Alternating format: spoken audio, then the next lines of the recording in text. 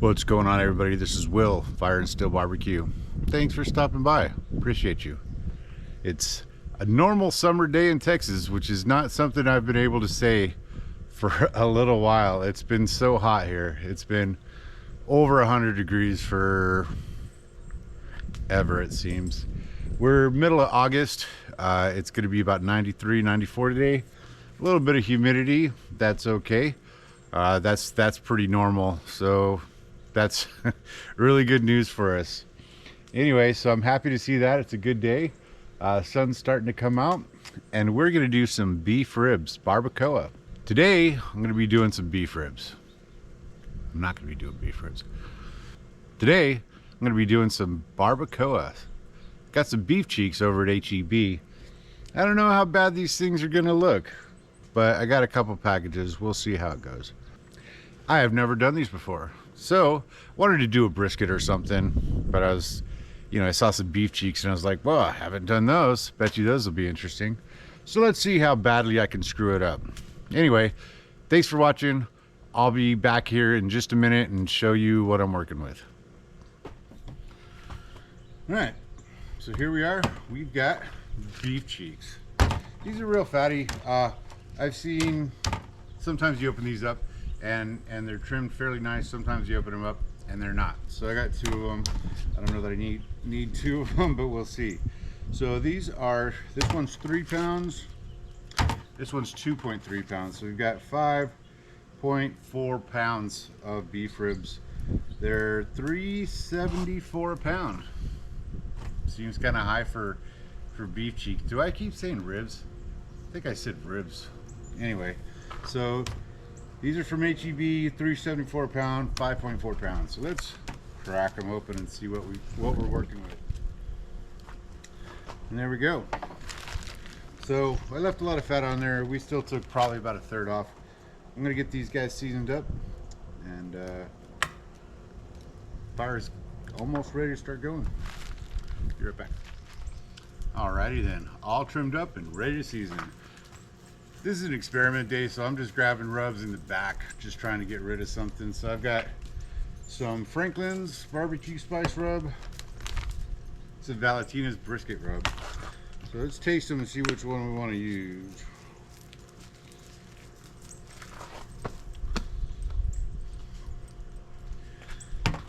That tastes like beef bouillon.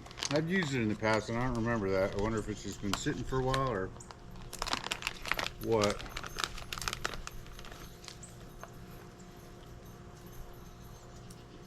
Valentina's much better.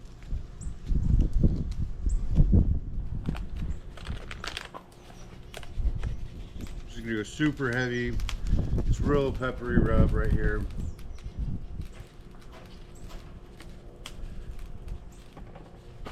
We're just looking for as much bark as we can get. This is not a pretty process. These are not. This is not pretty meat. This is some pretty good rub. Valentina's does a good job. I've only got a little bit of rub left, so I'm just going super heavy here.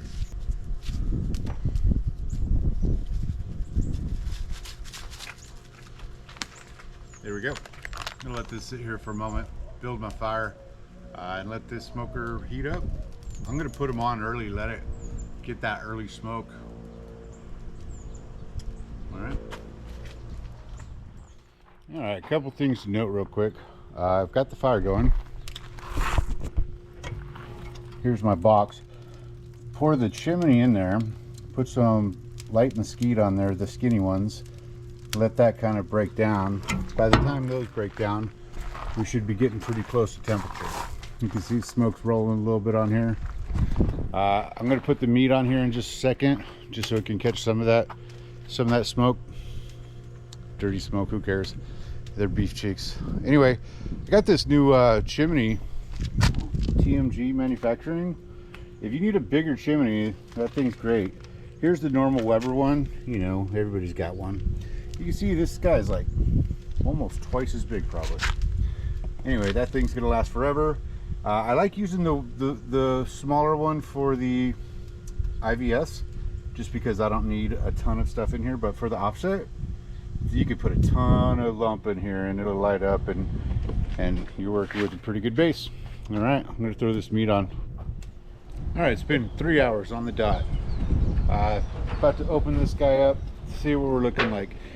Just a quick note: if you watch the sausage video, you might have noticed I had some right to left temperature issues in this. Hadn't really messed with the tuning plates when it'll do reverse flow and it'll do traditional flow depending on which stack you've got open. So I've been using reverse flow. Thing is rock solid. I've been messing with the traditional flow and I hadn't tuned the tuning plates then, so I put in the tuning plates this time. We're looking about 250 all the way on top, 225 on the bottom, almost perfect. I'll show you guys that in a little bit, but anyway, let's get these things going.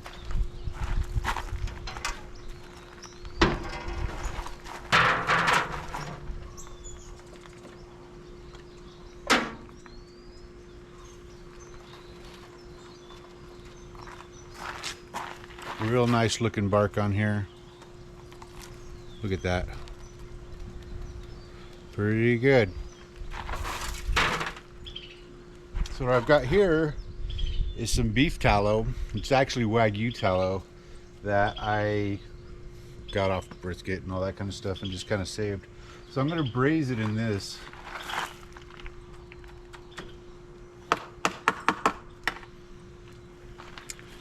So it's not melted like I would have preferred. I didn't want to put the wife's Pyrex bowl into the smoker. That's how you get in trouble. So it'll melt there in a second. Put a little bit of foil on there. Get it back on.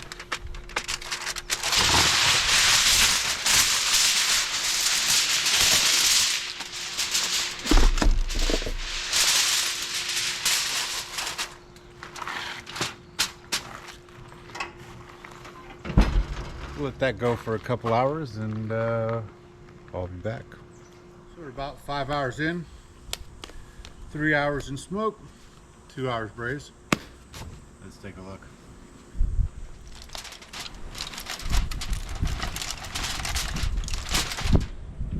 Smells so good.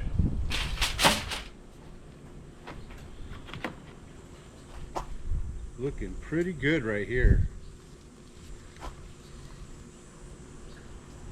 209, 210, 209. This is butter. Like, this is just perfect right here. All right, so bring you guys in for a quick look. Then I'm gonna take this inside and let's make some damn tacos, huh?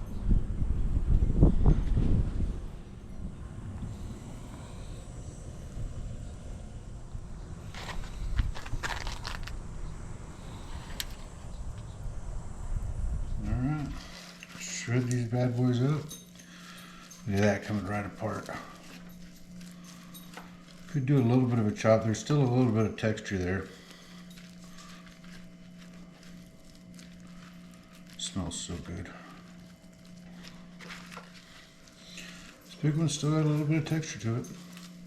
I mean, it's pulling apart. Oh, this is so hot. All right, let me finish this and I'll make a taco real quick.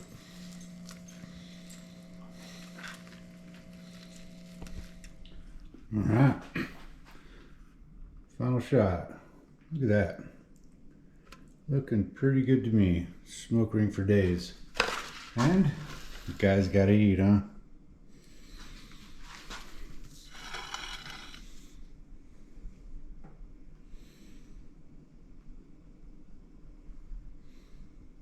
And there you have it. Good cook today. Nice and easy. 3 hours in the smoke, 2 hours braised. That was 5 hours total. Running about 225, 250. It was a little bit hotter at first.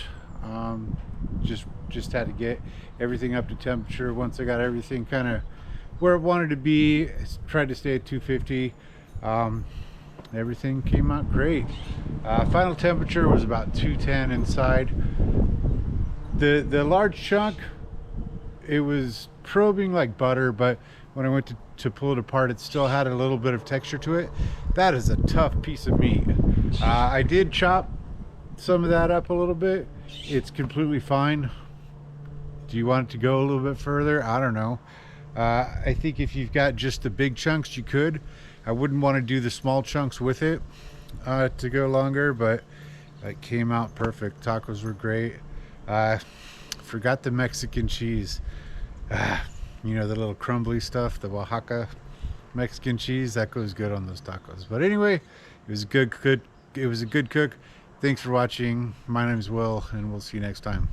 Take care. Drive friendly.